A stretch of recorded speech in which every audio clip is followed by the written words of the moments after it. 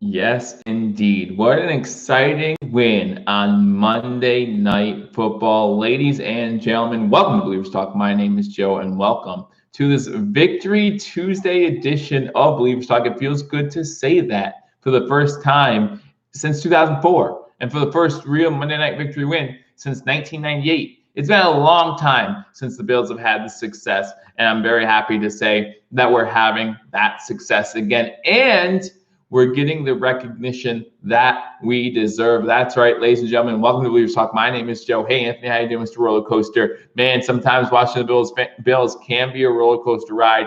But last night, the roller coaster was steady, right? Last night, for the most part, maybe in the first quarter, got a little dicey for a little bit. But for the most part, the Bills felt like they had this game under control. And guys, if you joined me for the first half for the live player plan reaction, again, I thank you for that. As you're getting in here, hit that thumbs up button. And if you're new to Billievers Talk, make sure you hit that subscribe button as we keep you up to date on all Buffalo Bills and Buffalo sports news. Glad to see you all in here. Matt Cap comes in, says Buffalo. Thank you, Buffalo sports fan comes in here. How are you doing, Anthony John? How do you like that? Big Joe deserve. Buffalo Mafia News. Did you watch the game at like 2 a.m., 3 a.m. actually? 3 a.m. I watched the second half.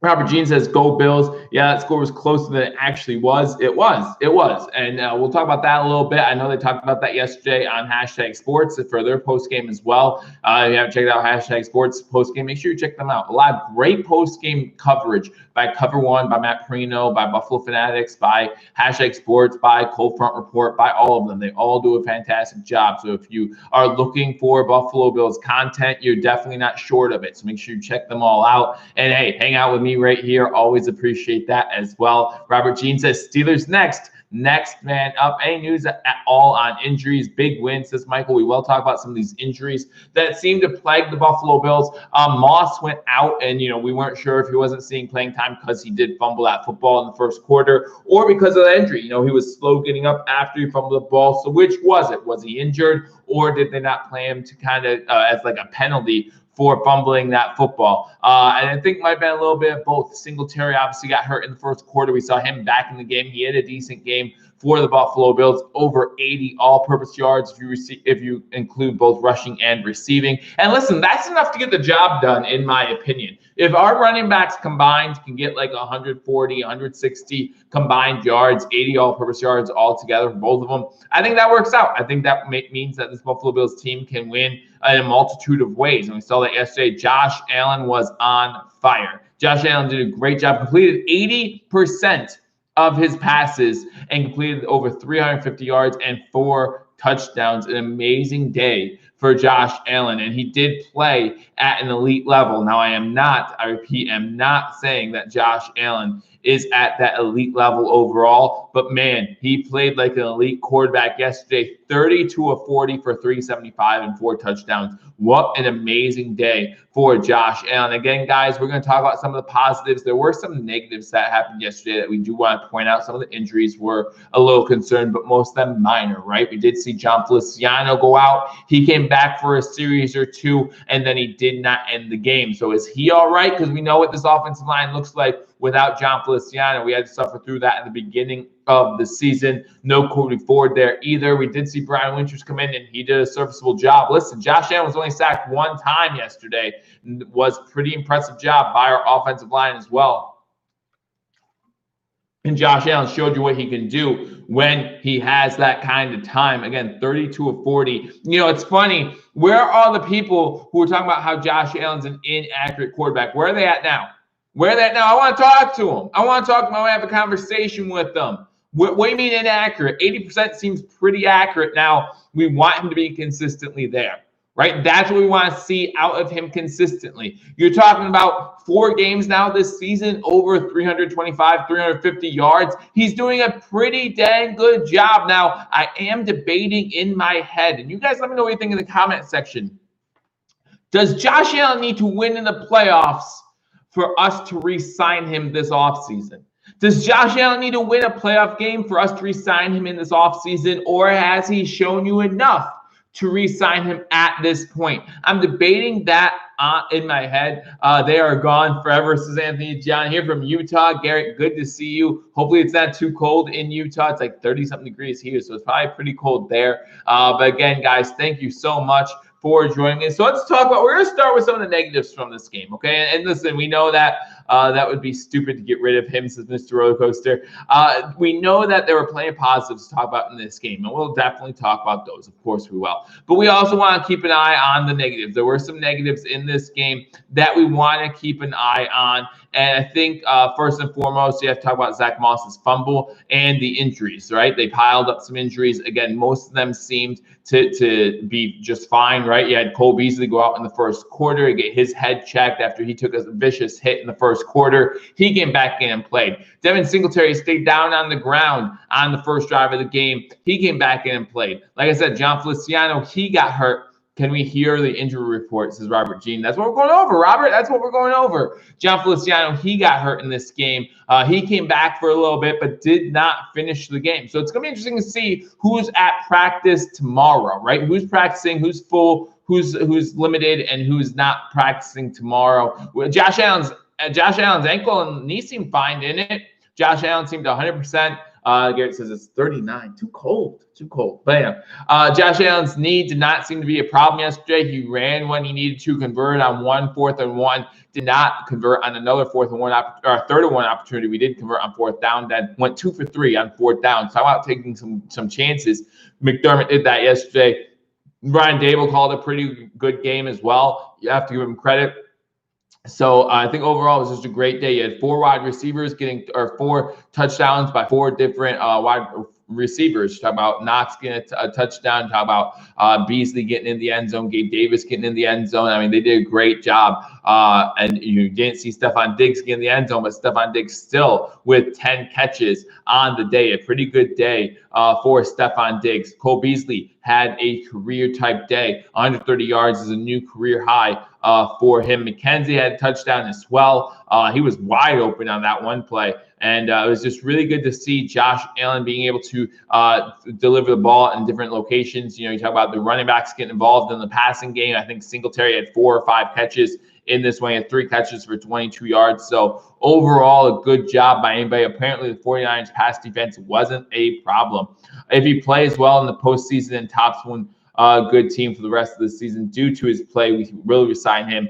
I think he will take a team-friendly contract to keep some pieces in Buffalo, maybe. But I do want to see some playoff success. I'm not gonna lie. You know, we can't re-sign him till the end of the season anyhow. So if he goes into the playoffs and we get beat bad by, let's say, the Dolphins or the Browns, you do have to really consider what our other options are before you just resign him. Because remember, we're gonna sign that 5th-year option, right? We're gonna have him for another year or 2, no matter what. Actually, not 2 years, no matter what. So if you sign that 5th-year option and then maybe see what he does next year before you sign him to a long-term contract, I don't know what the problem is with that. But again, I think that not cover one, but hashtag sports did a good job talking about that a little bit yesterday as well. Back-to-back goal line stances was awesome. Yeah, the second time in NFL history that game started off that way. And again, it did get a little testy there in the first quarter with the Buffalo Bills, with that Moss fumble. Obviously, San Fran converts into 7 points. Everything's looking good for San Fran at that point. But then the Bills go on a rampage of scoring drives. I think at one point we had 6 consecutive scoring drives. So really good job by this Buffalo Bills team. The Bills are not getting beat in bed by nobody. They are perfectly healthy besides John Brown, and they are ready to go all out, and the dynasty begins now. I would love to see that, Anthony John. I will love to see that. I would love to see a dynasty again. I think that the Dolphins might have something to say about that. Maybe not this year, but in years to come. The good news about that scenario is we are 1 game up on the Miami Dolphins. And from what I'm understanding from the AFC playoff picture, we own every single tiebreaker against the Miami Dolphins. So as long as we finish with the same record as the Dolphins or a game up on the Dolphins, we'll win this division. So I'm not too concerned about that. We need to win it. If the Miami Dolphins go 4-0, which would be a tall task in the last quarter of the season, since the Chiefs and the Raiders and some other decent teams, the Patriots as well, are in there. If they go 4-0 in that schedule, We have to just go 3-1. That's all we have to do. And it starts this week against the Pittsburgh Steelers. The Steelers, of course, losing last night as well. I've said to people I don't think the Steelers will lose 2 games in a row. So I was hoping the Washington football team would have pulled that one out, or the Pittsburgh Steelers would beat the Washington football team yesterday. But we're going to see what happens, because if Josh Allen plays this coming Sunday like he did Monday, I have a hard time seeing any team really beating us other than the Chiefs. I really do. I mean, we put up points with anybody, right? We proved that yesterday. What teams would you prefer to play in the playoffs?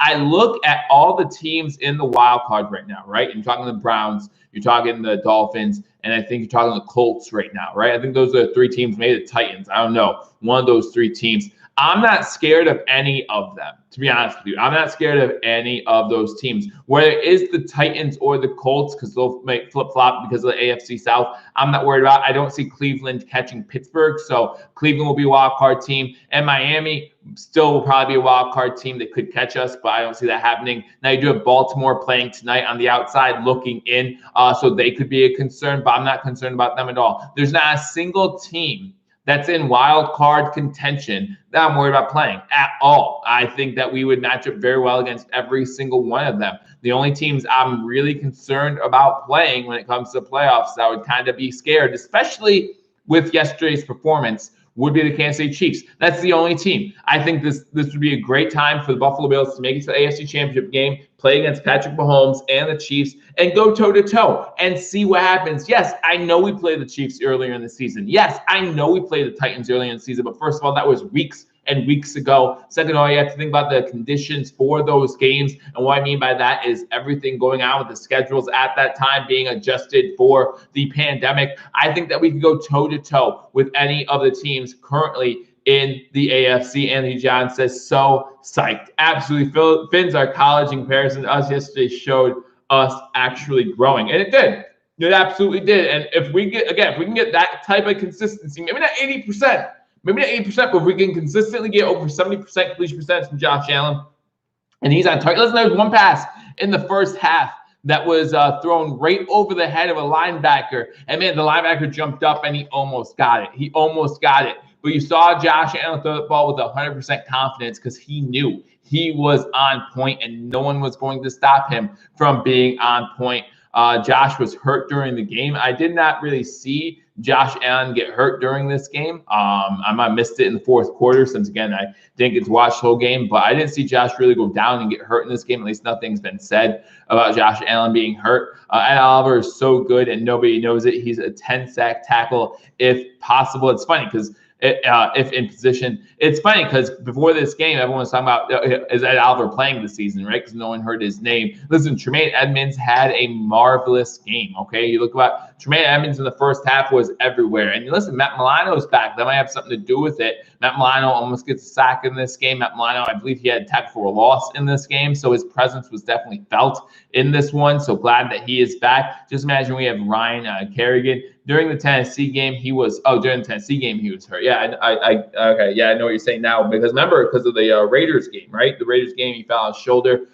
So that's another thing that he had against him for that Tennessee game. But some other negatives from this game, guys, we do have to talk about Levi Wallace. Levi Wallace allowed Brandon Ayuk to have a day, okay? And listen, he was playing off him. I'm not sure if he was worried about getting beat deep. But Brandon Ayuk had a great day, 5 receptions, 95 yards, and a touchdown. Now, he was targeted 9 times, but you have to be able to play press on some people at certain times.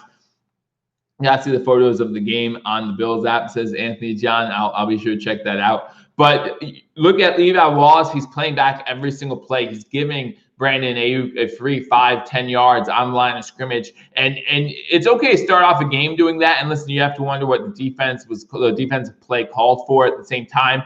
But if you know you're getting beat that way, then you really have to start pressing some coverage, bring safety help over the top if you're worried about getting beat deep. The touchdown was a 2-yard touchdown in the first quarter after the Moss fumble. But still, I thought Ayuk was a pest all game long, and Wallace just did not have an answer. They need to stop the run game that's hurting them the most with their defenses. Garrett Hall. The run game for the 49ers started off strong. Again, I feel like the 49ers, kind of like the Chargers did a week ago, abandoned the run game a little too early. I mean, you have Wilson that had 7 carries for 47 yards. Mostert had 9 for 42. Wilson averaged 6.7. Mostert 4.7 yards per carry. I realized that they got down a little early in this game. And I realized that, really they were down 17. There was that touchdown late to make it 34-24. And you can't really pass there in the second half. But second quarter, early third quarter, they really weren't running the ball as much. And I feel like, again, that works in Buffalo's benefit. And, I know the Bills were putting 8 in the box, but it seemed like in the first quarter with 8 in the box, the Bills were still getting beat on a regular basis. So not sure why the 49ers abandoned the run game like they did, but hey, I'm going to take that. So I'm okay with that. Brian Winters got benched, says Buffalo Mafia News. Well, he did come in when Feliciano got hurt. Again, talk about the injuries. You did see Winters come in when Feliciano got hurt. And hopefully Feliciano's okay, and we could still have our starting 5. Because again, Josh Allen only sacked 1 time. Other than that, he really didn't face too much pressure all game long. Had a clean pocket a lot of the time, and when he didn't have a clean pocket, was able to scramble away from any pressure and get the ball downfield. So those are some of the negatives from this game. As Riker said, a real team win. Happy with a great team win like this, and that's what it was. So let's talk about a lot of the positives from this game. And it all starts with our main man, Josh Allen. Josh Allen, again, 32 of 40, 375 yards, 4 touchdowns, had 6 rushes for only 11 yards. But my man got the job done as a quarterback yesterday. And again, you want to talk about distributing the football. He had plenty of guys catching balls. Zach Moss, Singletary, Knox, Isaiah McKenzie, Gabriel Davis, Stephon Diggs, Cole Beasley, 7 different receivers catching balls in this game. And it was apparent that he was mixing up. Cole Beasley, 9 catches. Like I said earlier, career high, 130 receiving yards, I should say, and a touchdown. Stephon Diggs, 10 catches on the day, is now the leader, I believe, in the AFC, if not the NFL, in receptions, 92 yards. Gabe Davis, 3 for 68 and a touchdown. Isaiah McKenzie, 2 for 31 and a touchdown. Dawson Knox, 4 for 27 and a touchdown. Devin Singletary, 3 for 22. Zach Moss, 1 for 5. So distributing the ball very well. And as Andrew John comes in and says, Diggs with a beautiful block on that Knox TD, giving Knox just enough room to jump over the pile and get into the end zone. Most complete win so far. Let's keep it going, says Peter J. It was a beautiful win. And I know the score looks a lot closer than I think this game actually was. I mean, if Zach Moss doesn't fumble inside our own 5-yard line, if we don't allow a late touchdown because we're playing prevent defense, you look at that game and you look at maybe a 38 or 34-10 victory, something like that. I mean, this team really looks good moving forward. You had 2 interceptions in this game. Trey White gets another interception. That's his 3rd or 4th of the season, I believe.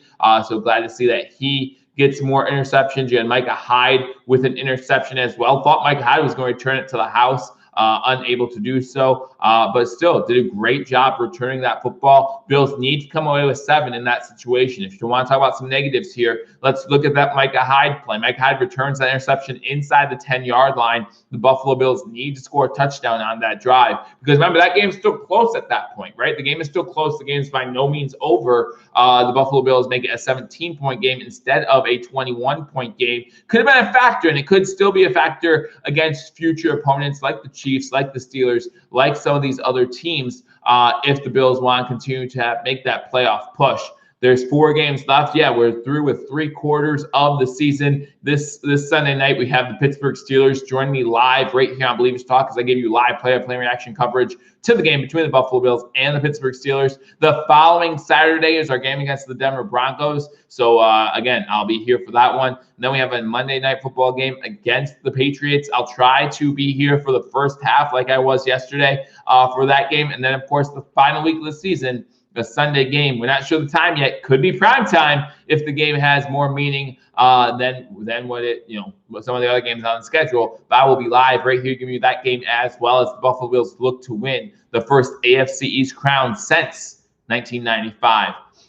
We can clinch if we win our next 2 games, says Buffalo Mafia News. I believe if we win our next 2 games, they'll put us at 11-3, right? If we go to 11-3, let's say that the Dolphins win their 2 games, they'd still only be a game back. So if we win our next 2 and the Dolphins lose one of the next 2, and that includes the Chiefs game, then, yeah, we'll win our division. So I'm really looking forward to that celebration. Again, first time since 1995. Not sure if we scored that drive.